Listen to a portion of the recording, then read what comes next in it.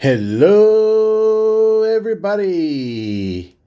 This is Collection Showcase number 9. If you would like to see the others, check out my playlist. Basically, it's a time to show off some specialty items or something with a theme. And today, you might have guessed from the title, I am going over my top 10 pickups of the year. This is something I saw a lot of channels doing last year. And I thought, what a great idea. So I kept track on a spreadsheet, and it was sort of fun to get new things in and rearrange the order and whatnot. And just, it's a great way to reflect and just see how much really awesome stuff I got in this year. And I guess you realize it because you're writing it down, but really happy with the collection I've amassed this year, the new editions rather.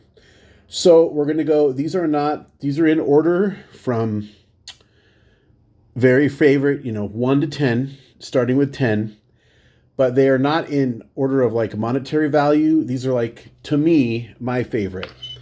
You would probably put them in a different order if you woke up and this stack of cards is in your house, you'd have a different order because everyone has different, metrics by which they measure things they like. So these are my top 10 pickups according to myself. So this first card I got raw.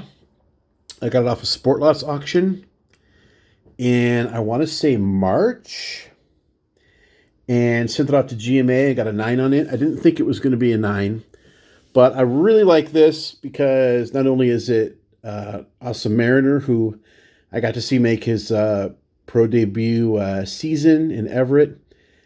Got many autographs of his, but I got a great deal on it. It was $4 to my door, four and a half, something like that. When the world was still sleeping on Kyle Lewis. Sent it off, got the 9 on it, and was really happy to add that to my collection. So that is number 10. Number 9. Wanted to branch out into vintage a little bit this year, and I'm going to continue with that next year in 2021. I'm figuring out how I want to do it, and also, budget's a concern with everybody. So I'm very deliberate about what vintage I'm picking up, but I wanted to start off with like a classic set.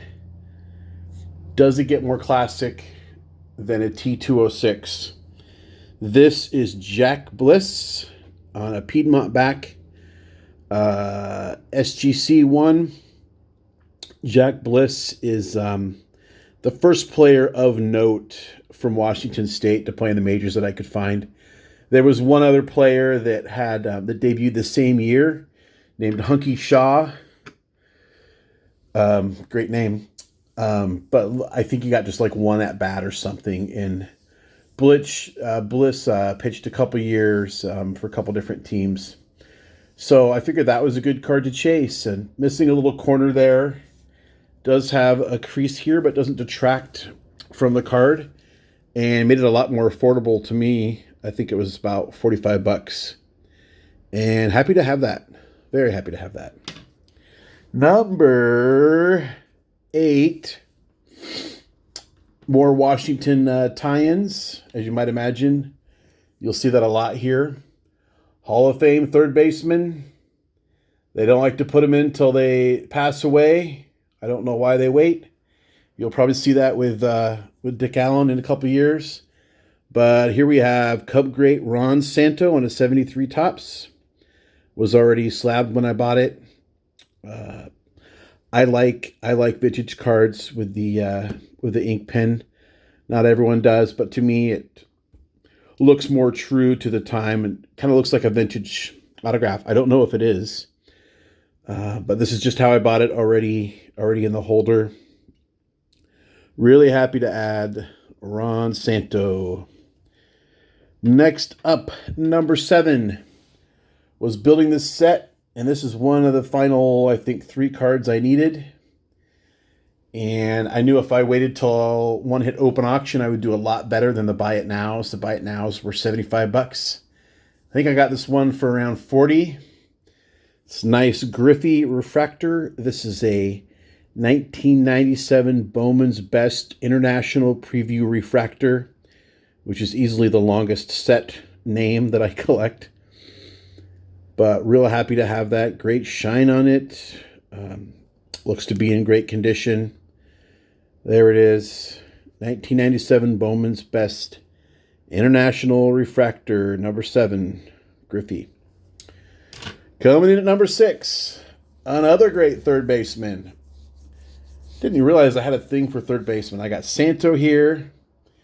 Here I got Michael Jack Schmidt. And you'll see another third baseman in a little bit. Another Hall of Famer. Beginning of the year, I made a list of about 5 Hall of Famers that I wanted to get, that I thought I could get. And the Santo was one of them, and Schmidt was another one.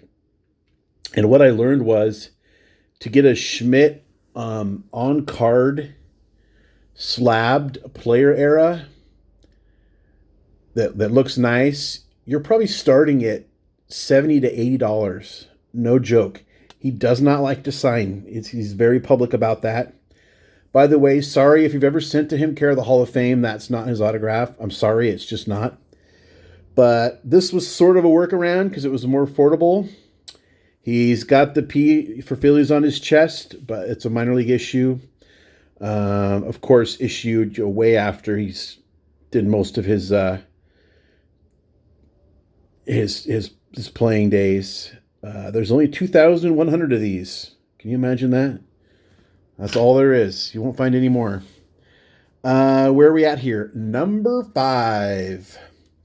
My very favorite baseball movie, which I'm the only one that knows that has this as their favorite movie. Bad News Bears.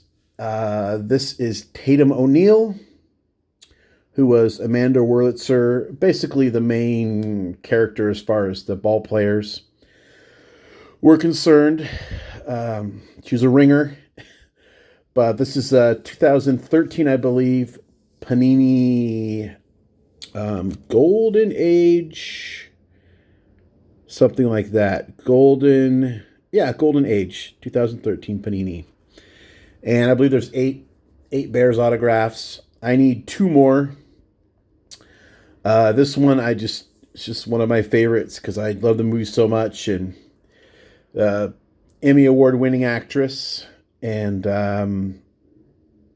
another time where I had to wait for an auction to come up because the buy it nows were high, and you always do. I always save at least 20% if I wait for an auction, and I'm a patient person, so just like the last 2 that I need, I can wait, and eventually I'll get it. Maybe 2021 will be my year for that.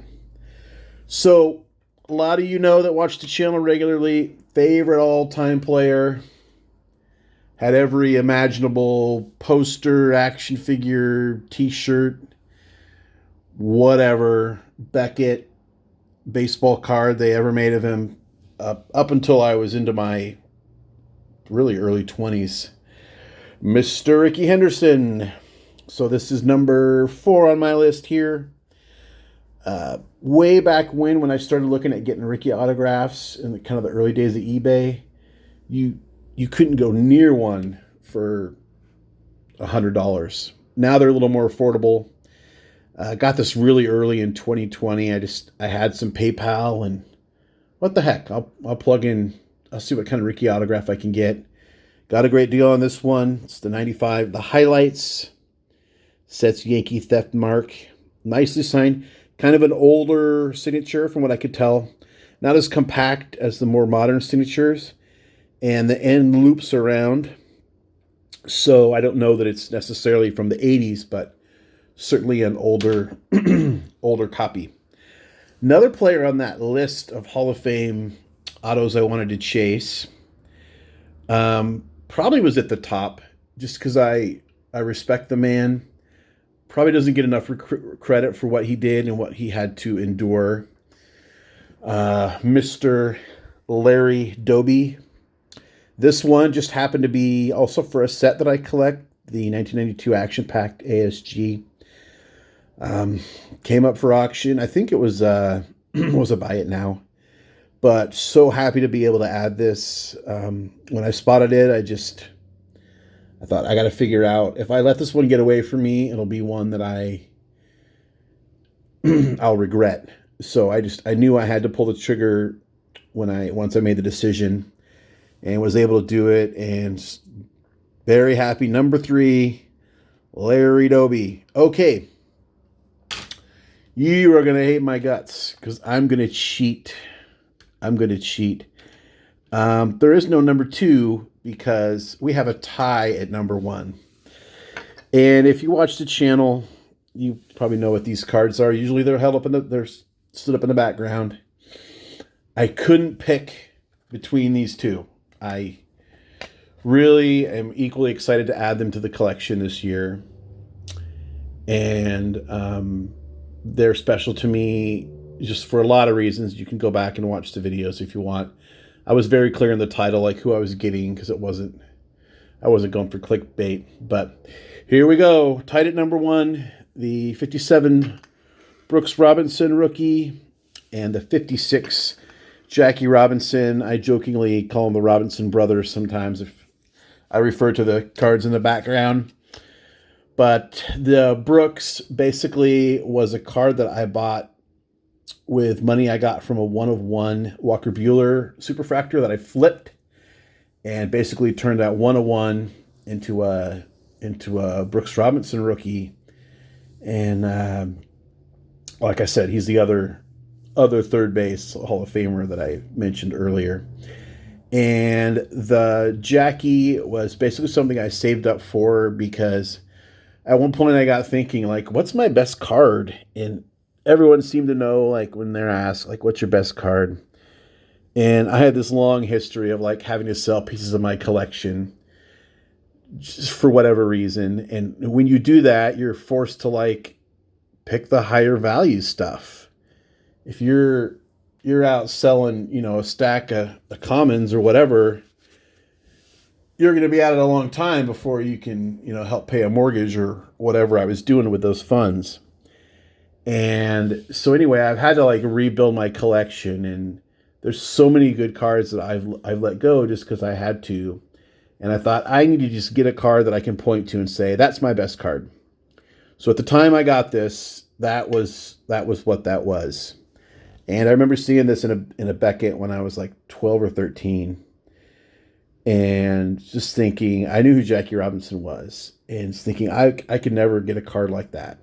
And I was able to do it this year. And I'm so blessed to have it and honored to have it in my collection. Along with the, sorry, I'm really emotional lately. I don't know. I guess this 2020's got to me.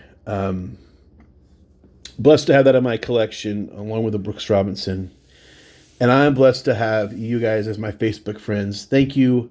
We're going to do one more of these top 10, and it's going to be my top 10 TTMs of the year.